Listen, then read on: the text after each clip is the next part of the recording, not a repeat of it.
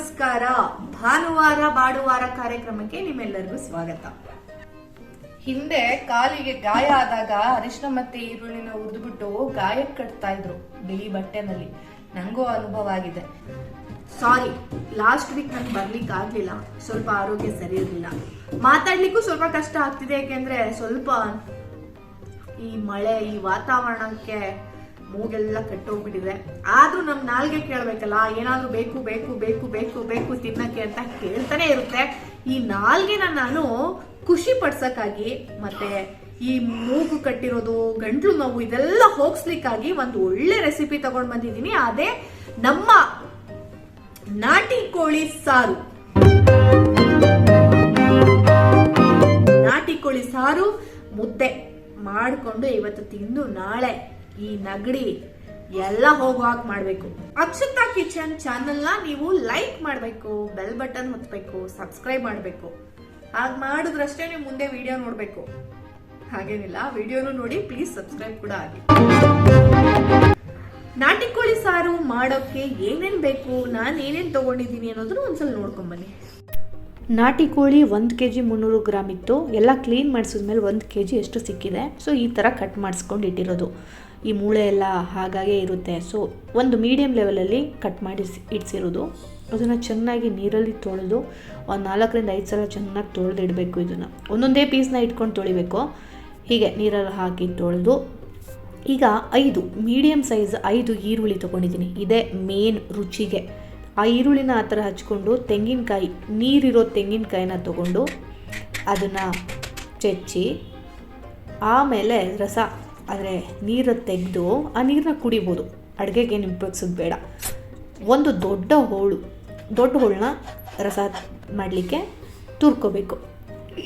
ಅದಾದಮೇಲೆ ಕಾದ ಪಾತ್ರೆಗೆ ಒಂದೇ ಒಂದು ಚೂರು ಕೈ ಎಣ್ಣೆ ಮತ್ತು ಅಡುಗೆ ಎಣ್ಣೆನ ಹಾಕಿ ಈರುಳ್ಳಿನ ಬಾಡಿಸ್ಕೋಬೇಕು ಚೆನ್ನಾಗೆ.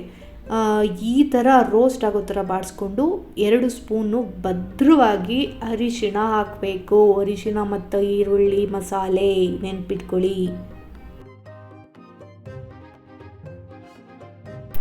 ಅದನ್ನು ಚೆನ್ನಾಗಿ ಬ್ರೌನ್ ಕಲರ್ವರೆಗೂ ಫ್ರೈ ಮಾಡಬೇಕು. ಒಳ್ಳೆ ಘಮ ಅಂತಿದೆ. ಈಗ ಬಾಡಿದೆ, ಚೆನ್ನಾಗಿ ಆಫ್ ಮಾಡ್ತಾ ಇದ್ದೀನಿ. ಈರುಳ್ಳಿನ ಬಾಡಿಸ್ಕೊಂಡಾಯ್ತು. ಈ ಕಲರ್ ಅರಿಶಿನ ಮತ್ತೆ ಈರುಳ್ಳಿ ಸೇರಿದ್ರೆ ಇದೊಂದು ಟೇಸ್ಟ್ ತುಂಬಾ ಚೆನ್ನಾಗಿರುತ್ತೆ. ಸ್ವಲ್ಪ ಹರಳೆಣ್ಣೆ, ಚೂರು ನೀವು ಯಾವಾಗಲೂ ಉಪಯೋಗಿಸುವಂತಹ ಒಂದು ಎಣ್ಣೆ ಅಂದ್ರೆ ಅರ್ಧ ಸ್ಪೂನ್ ನೀರನ್ನು ಸ್ವಲ್ಪ ಹಾಕಿ ಈರುಳ್ಳಿ ಮತ್ತೆ ಅರಿಶಿನ ಬಾಡಿಸ್ಕೋಬೇಕು. ಈಗ ನಾನು ಇದನ್ನ ರುಬ್ಬಿಗೆ ಹಾಕ್ತಿದ್ದೀನಿ. ರುಬ್ತೀನಿ. ಅಲ್ಲಿವರೆಗೂ ಸ್ವಲ್ಪ ಕುಕ್ಕರ್ನ ಕಾಯ್ಲಿಕ್ಕೆ ಇಡೋಣ.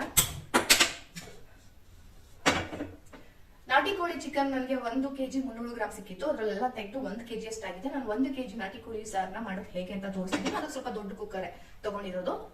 ಯಾಕೆಂದ್ರೆ ಸಾರು ಸ್ವಲ್ಪ ಜಾಸ್ತಿ ಇರಬೇಕು. ಕುಕ್ಕರ್ ಸ್ವಲ್ಪ ಬಿಸಿ ಆಗ್ಲಿ, ಕಮ್ಮಿ ಮಾಡಿ ಇಟ್ಟಿದ್ದೀನಿ. ಈಗ ಇದನ್ನ ರುಬ್ತಾ ಇದ್ದೀನಿ ನಾನು. ನೀರೇನು ಹಾಕೊಳ್ಳೋದು ಬೇಡ, ಹಾಗೆ ರುಬ್ಬೋದು. ನೋಡಿ, ಇದರಲ್ಲಿ ಯಾವುದೇ ಚಕ್ಕೆ, ಲವಂಗ, ಶುಂಠಿ, ಬೆಳ್ಳುಳ್ಳಿ, ಎಕ್ಸ್ಟ್ರಾ ಪದಾರ್ಥಗಳು, ಮಸಾಲೆಗಳು ಆಡ್ ಆಗಿಲ್ಲ. ನೆನ್ಪಿಟ್ಕೊಳ್ಳಿ, ಇದು ಪಕ್ಕಾ ಔಷಧಿ ಉಪಯುಕ್ತವಾದ ನಾಟಿ ಕೋಳಿ ಸಾರು. ಈಗ ಸ್ವಲ್ಪ ಎಣ್ಣೆ ಹಾಕ್ತಾ ಇದ್ದೀನಿ. ಮತ್ತೊಂದು ಸ್ಪೂನ್ ಎಣ್ಣೆ ಕಾದಿದೆ. ನಾನೀಗ ರುಬ್ಕೊಂಡಿರುವಂತಹ ಅರಿಶಿನ ಈರುಳ್ಳಿನ ಎಣ್ಣೆ ಒಳಗಡೆ ಹಾಕಿ, ಕಾದಿರೋ ಎಣ್ಣೆ ಒಳಗಡೆ ಹಾಕಿ ಸ್ವಲ್ಪ ಫ್ರೈ ಮಾಡ್ತೀನಿ.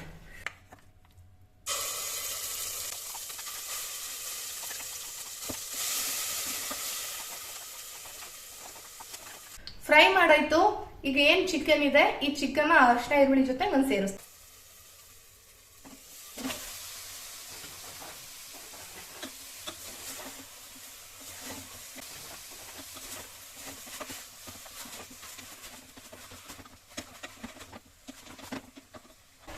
ನಾನು ಇದಕ್ಕೊಂದು 1 ಟೇಬಲ್ ಸ್ಪೂನ್ ಉಪ್ಪು ಹಾಕ್ತಿದ್ದೀನಿ.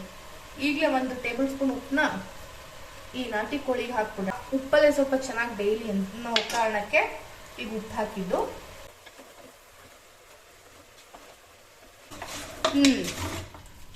ಇದ್ರ ಪಾಡಿಗೆ ಬೇಯ್ತಾ ಇರ್ಲಿ. ಇದಕ್ಕೆ ನಾವು ಖಾರ ರೆಡಿ ಮಾಡ್ಕೊಳ್ಳೋಣ. ಮಟನ್ ಸಾರು ಪುಡಿ ಅಂತ ನಾನು ನಿಮ್ಗೆ ಏನು ಹೇಳಿದೆ, ಅದು ನಾನ್ ವೆಜ್ಗೆಲ್ಲ ಕೋಳಿ ಸಾರು, ನಾಟಿ ಕೋಳಿ ಸಾರು, ಮಟನ್ ಸಾರು, ಕೈಮಕ್ಕೆಲ್ಲ ನಾವು ಅದನ್ನೇ ಉಪಯೋಗಿಸೋದು. ಅದು ಮಾಡೋದು ಹೇಗೆ ಅಂತ ನಾನು ಮುಂದಿನ ದಿನಗಳಲ್ಲಿ ಉಪಯೋಗಿಸ್ತೀನಿ. ನಮ್ಮಮ್ಮನ ಕೇಳಿ ನಮ್ಮಮ್ಮನ ಲೈವಲ್ಲಿ ಕರ್ಕೊಂಡು ಬಂದು ನಾನು ನಿಮ್ಗೆ ತೋರಿಸ್ತೀನಿ. ನಿಮ್ಗೆ ಆ ಪುಡಿ ಬೇಕು ಅಂತಂದ್ರೆ ಕೆಳಗಡೆ ಕಾಣಿಸ್ತಿರೋ ನಂಬರ್, ಡಿಸ್ಕ್ರಿಪ್ಷನ್ ಅಲ್ಲಿ ಇರೋ ನಂಬರ್ಗೆ ನೀವು ಫೋನ್ ಮಾಡಿ ಮೆಸೇಜ್ ಮಾಡಿ ತರಿಸ್ಕೊಳ್ಳಿ. ಈಗಾಗಲೇ ಸಾಕಷ್ಟು ಜನ ತರಿಸ್ಕೊಂಡಿದ್ದೀರಾ, ಒಳ್ಳೆ ಅಭಿಪ್ರಾಯನ ವ್ಯಕ್ತಪಡಿಸಿದ್ದೀರಾ, ಧನ್ಯವಾದಗಳು. ಅದೇ ಜಾರಿಗೆ 5 ಸ್ಪೂನ್ ಖಾರದ ಪುಡಿನ ನಾನು ಹಾಕ್ಕೊಳ್ತಾ ಇದ್ದೀನಿ. ಈ ಖಾರದ ಪುಡಿನ ರುಬ್ಬಿ ಇದಕ್ಕೆ ಮಿಕ್ಸ್ ಮಾಡಬೇಕು.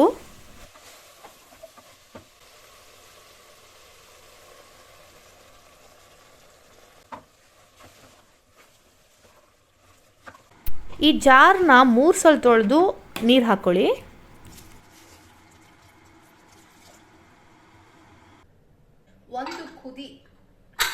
ಒಂದು ಕುದಿ ಬಂದ ತಕ್ಷಣ ನಾನು ಕುಕ್ಕರ್ ಮುಚ್ಚಳನ್ನ ಹಾಕ್ತಾ ಇದ್ದೀನಿ. ನೀರು ಅದೇ ಮಿಕ್ಸಿ ಜಾರಲ್ಲಿ ಒಂದು 2-3 ಸಲ ತೊಳೆದು ಹಾಕೊಂಡ್ರೆ ಸಾಕು. ನಿಮಗೆ ಗೊತ್ತಾಗುತ್ತೆ ಅಂದಾಜು ಅಳತೆ ಎಷ್ಟು ಅನ್ನೋದು. ಈಗ ನಾನು ಮುಚ್ಚಳ ಹಾಕಿದ್ದೀನಿ. ನಾನು 6 ವಿಷಲ್ ಕೂಗಿಸ್ತೀನಿ. ನಾಟಿ ಕೋಳಿ ಬೇಯೋದು ತುಂಬಾ ಕಷ್ಟ, ಮಟನ್ ಅಷ್ಟು ಈಸಿ ಇಲ್ಲ. ಹಾಗಾಗಿ ನಾನೊಂದು 6 ವಿಷಲ್ನ ಕೂಗಿಸ್ತೀನಿ. ಅದ್ರ ಪಾಡಗದು ಇರಲಿ. ನಾನೀಗ ತೆಂಗಿನಕಾಯಿ ರಸ ತೆಗಿತಾ ಇದ್ದೀನಿ. ನಾನೇನು ಒಂದು ಹೋಳು ದೊಡ್ಡದು ತಗೊಂಡು ನಾನು ತೆಂಗಿನಕಾಯಿ ತುರ್ಕೊಂಡಿದ್ದೀನಿ. ಅದನ್ನ ನಾನು ಈ ಮಿಕ್ಸಿ ಜಾರ್ಗೆ ಹಾಕೊಂಡು ಇದ್ರಲ್ಲಿ ರಸ ತೆಗಿತೀನಿ. ಒಂದು ಹೋಳು ತೆಂಗಿನಕಾಯಿ ತುರಿದಿರೋದನ್ನ ಜಾರ್ಗೆ ಹಾಕ್ಕೊಂಡು ಚೆನ್ನಾಗಿ 3-4 ಸಲ ನೀರು ಹಾಕ್ಕೊಂಡ್ರು ಬೇರೆ ರಸನ ತೆಗೆದು ಒಂದು ಪಾತ್ರೆಗೆ ಹಾಕ್ಕೊಂಡಿರೋದು. ಇದು ಸಖತ್ತಾಗಿರುತ್ತೆ.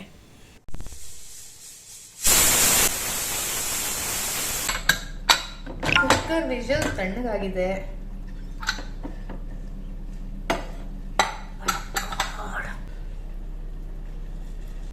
ಸೊ ಮತ್ತೊಮ್ಮೆ ನಾನು ಗ್ಯಾಸ್ ಸ್ಟವ್ ಆನ್ ಮಾಡಿ, ಕುದೀತಿರೋ ಸಾರು ಚೆನ್ನಾಗಿ ಬೆಂದಿದೆ. ಏಕೆಂದ್ರೆ ಜಾಸ್ತಿ ಬೇಯಿಸ್ಬಿಟ್ಟು ಇದ್ರ ರಸ ಎಲ್ಲ ಈ ಖಾರಕ್ಕೆ ಇಳಿಯೋ ತರ ಮಾಡ್ಬೇಕಾಗುತ್ತೆ. ಅವಾಗ್ಲೇ ಕಟ್ಟಿರೋ ಮೂಗು, ಕೆಮ್ಮು ಎಲ್ಲ ಹೋಗೋದು. ಈ ಕಾಯಿ ರಸ ಏನ್ ತೆಗ್ದಿಟ್ಟಿದೆ, ಈ ಕಾಯಿ ರಸನ ನಾನು ಇದ್ರೊಳಗಡೆ ಹಾಕ್ತಾ ಇದ್ದೀನಿ. ನೋಡಿ, ಈ ಕಾಯಿ ರಸದಲ್ಲಿ ಒಂದು ಕುದಿ ಬೇಯ್ಲಿ. ಇವಾಗ ಪದ್ರಲೆ ಇರುತ್ತೆ. ಒಂದ್ ಸ್ವಲ್ಪ ರುಚಿಗೆ ಅಂದ್ರೆ ಒಂದು ಆ ಸ್ಪೂನ್ ಅಲ್ಲಿ 1/4 ಸ್ಪೂನ್ ಮತ್ತೆ ಉಪ್ಪು ಹಾಕಿದೀನಿ. ಈಗ ಇದು ಕುದಿಲಿ.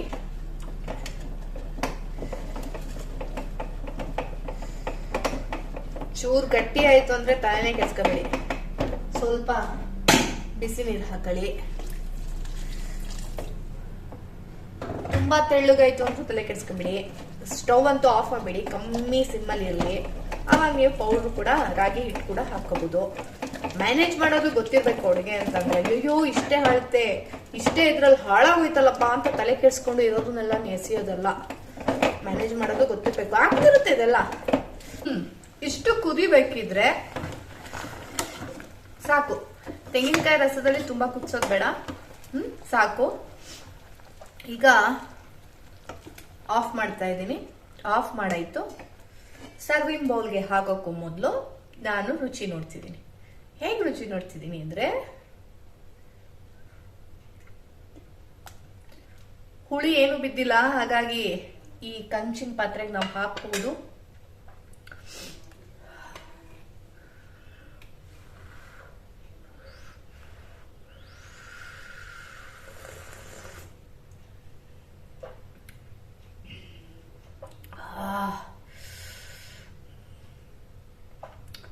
ಏಕ್ದಮ್ ಖಾರ ಗಂಟಲ್ ಒಳಗಡೆ ಹೋಗಿ ಒಂಥರ ರಿಲೀಫ್ ಸಿಕ್ತಾಗ ಆಯ್ತು. ನನ್ನ ಧ್ವನಿ ಎಲ್ಲ ಎಷ್ಟು ಹೋಗಿದೆ ಅಲ್ಲ. ನಾಳೆ ಎಲ್ಲ ಸರಿ ಹೋಗುತ್ತೆ. ಚೆನ್ನಾಗಿ ಒಂದು ಮುದ್ದೆ ತಿಂದು ಒಂದು ತಟ್ಟೆ ಇದನ್ನು ಕುಡಿದು ಮಲಗ್ಬಿಟ್ಟು ಬೆಳಗ್ಗೆ ಇದ್ರೆ ಒಳ್ಳೆ ಆರಾಮಾಗುತ್ತೆ. ಇದು ಔಷಧಿ, ಮನೆ ಮದ್ದು. ಕೆಮ್ಮು, ನೆಗಡಿ, ಶೀತ ಇದ್ರೆ ಈ ತರ ಮಾಡ್ಕೊಂಡು ಕುಡೀರಿ, ಮತ್ತೆ ಮುದ್ದೆ ಜೊತೆ ತಿನ್ನಿ. ನನ್ನ ಚಾನಲ್ನ ಸಬ್ಸ್ಕ್ರೈಬ್ ಮಾಡಿ. ವಿಡಿಯೋ ನೋಡಿದ್ದಕ್ಕೆ ಧನ್ಯವಾದಗಳು. ಮುಂದಿನ ಭಾನುವಾರ ಬಾಡುವಾರದಲ್ಲಿ ನಾನು ಸಿಗ್ತೀನಿ. ಬಾಯ್.